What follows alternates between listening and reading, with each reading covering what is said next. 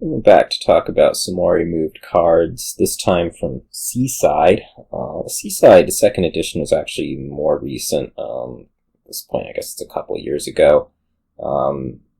The second set of second editions, which was Seaside Prosperity Hinterlands, all came in the same year.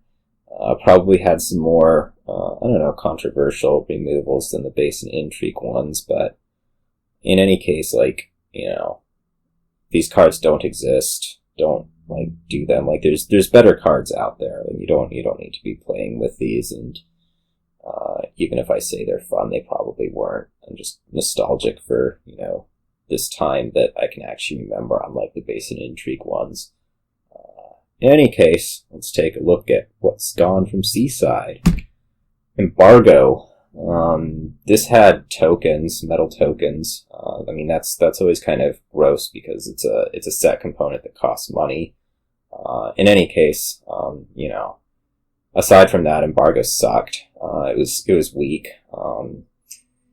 The main use of it, it's supposed to be this thing where you get to make the strategic decision where you trash this and you get to put a token on some card and people aren't going to buy it or else they're going to get a curse, but instead it was usually what can I put a curse on that is going to matter the least in this game, because the only reason I got this Embargo was for a temporary +2 coins.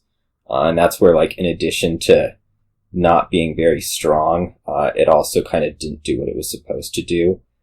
Seaside has a pretty direct replacement for it in Blockade that very much does what it's supposed to do. You'll gain stuff with Blockade and your opponent will actually have to decide whether to take a curse or not, rather than be like Embargo, where you don't want to embargo the good card because you're going to be taking curses too. That's terrible. So, it's gone. It's replaced with Blockade. Blockade's so much cooler. Pearl Diver. Pearl Diver's weak. It's like this cantrip. You get to maybe put the bottom card on top of your deck. It's like this stupid little filter. It's so boring. Most of the time it's just +1 card, +1 action. The reason you're getting Pearl Diver is because it is an action card that you can buy a lot of. Sometimes that's useful, for, scrying pull out of Alchemy. But yeah, Pearl Diver weak, boring, doesn't really need to exist. I don't know that it got a direct replacement. It depicts somebody real who ended up on, I don't remember. But this is not a card that was worth anything, and now it's not worth anything even more because it's gone from your games, but you don't notice because it didn't do anything in the first place. Ambassador. This was a actually okay-ish card in 2-player games. Sometimes leading to enjoyable experiences, sometimes leading to not so enjoyable experiences. It kind of had this swingy effect. This was like a thinner that also attacked, and so there was this kind of icky play pattern in 2-player games where the first however many turns of the game would just be trying to get on top of your deck control with the Ambassador. You would open 2 Ambassadors and you just try to return estate, copper, whatever you could return the most of. Maybe try to get a village. At some point, if you get enough of a lead, you get to pick up a curse and curse your opponent to death.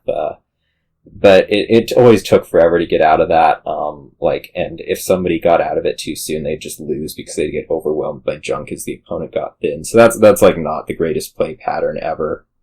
It also has a really big problem in multiplayer where, in 2-player eventually you'll get thin. In multiplayer, that's not the case. You can think about it in 2-player, you return up to 2 copies and 1 comes back out. In multiplayer, 3-player, you return 2 copies and 2 goes out. In 4-player, you return 2 copies and 3 goes out. So the junk doesn't actually, total junk in the decks doesn't actually decrease, which is really bad because it leads to just games where you are just not doing anything because you are drowning the entire game. And so Ambassador is gone. I don't even know if it has a real replacement. I don't think it does, but, Seaside is better now probably because it doesn't exist. Navigator. Navigator is just bad. It fell into the category of these, terminal silvers that did a little something that maybe you'd want. And so, in the same vein as Bard and whatnot, except that the bottom effect of it's probably worse than that. Just because it's this pure filtering thing. filtering doesn't usually matter, terminal silvers don't usually matter, Navigator doesn't usually matter, and so it's gone because it sucked. There's a real person on this one. This one I remember. It's Berserker that got this person. Pirate ship. Yeah. I mean, look at this mess of text. Like, what are we doing here? I mean, aside from that, pirate ships sucked. I don't know if you remember if you watch the base one, there was this thing where there was Thief, and pirate ship does the same thing as Thief, where it will trash coppers. Primarily, you do get to actually, I mean, you get to choose the treasure out of this, and I think you do out of Thief also, but primarily it would be coppers, and you could just easily counter pirate ship by trashing your coppers and getting money from things that weren't treasures. Sometimes you couldn't have pirate ship would like completely dominate games, but that was like once every, I don't even know if it actually happened to me ever. Anyways, it was weak. The payoff takes forever, and you can do better stuff than pirate ships, so it's gone. Seaside does have a direct replacement in Corsair, which trashes treasures. It trashes treasures, and it trashes golds and silvers, and it's so much better because it trashes gold and silver. Well, of course, Corsair's not that strong, but somehow it's so much better than pirate ships. So good replacement. Sea Hag. This is an attack. Each other player discards a top card of their deck, then gains a curse to their deck, which sounds brutal, but this was actually, again, like a not great card. And the reason is that it gives no benefit to the attacker. So, like, either you get this game where there's, no trashing and it's just ugly because Sea Hag's in it, or there is trashing and Sea Hag, it just sucks. And so it's gone because, the common case as we get further into the years where there's trashing and Sea Hag just sucks. Got directly replaced in Seaside by Sea Witch, which, gives curses and actually does something, and is orange, it fits the theme better. A lot of these cards you'll notice are non-durations, and Seaside, they got replaced by durations, which fits the theme a bit better. In any case, Sea Witch maybe just as oppressive on the cursing, but it actually does something which makes it a whole lot more exciting. Explorer. Explorer is a gold silver gainer. It's a treasure gainer. It goes to your hand, so like you get it directly. It's just a little bit weak. Gaining treasures to your hand, especially when it's silver a lot of the time until you have a province and it gets to become gold, is not the most amazing thing ever at all. It's just a weak card. It got replaced in Seaside by Pirate, which is also kind of on the weaker side if you are a believer, if you don't believe in it, which I don't. But Pirate's a duration. It's maybe a little bit more exciting, certainly a little bit stronger. But Explorer gone for Pirate, probably a good thing. Ghost Ship. I think this is the last one.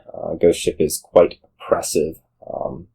It's an attack where players have to top deck cards, and so what happens is they never end up really getting through their deck. It's a very strong attack, and so in games with Ghost Ship, like you had to be playing them a lot.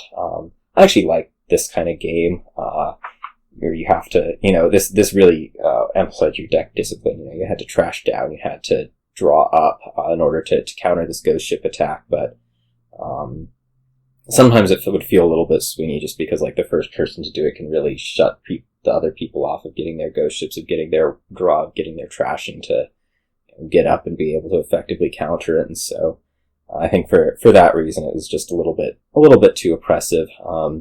It kind of got replaced by Monkey, which is like the opposite thing, which is like rather than you make them top deck, instead they make it so that when you do stuff they get to draw cards, kind of in reverse.